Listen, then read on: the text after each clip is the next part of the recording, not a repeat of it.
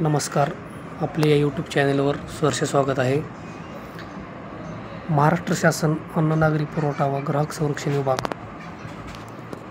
यांनी दिनांक 4 सप्टेंबर 2025 रोजी एक शासन निर्णय निर्गमित केला आहे.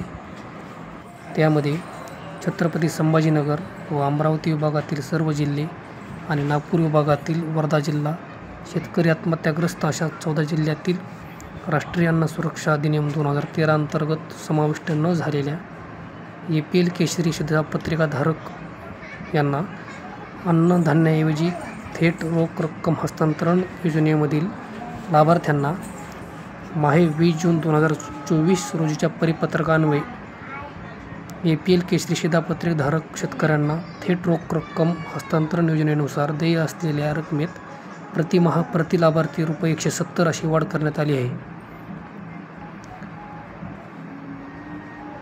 सदर वित्तीय वर्ष 2025-26 करिता एकूण रक्कम 90 कोटी इतके अनुदान मंजूर आहे. त्यापैकी वित्त विभागाकडून रक्कम रुपये 45 कोटी इतका निधी अर्थसंकल्पीय वितरण प्रणालीवर खर्चास उपलब्ध करून देण्यात आला आहे. सदर निधी योजनेच्या बँक खाती लाभार्थ्यांना वितरित करण्याकरिता मान्यता देण्यात आली आहे.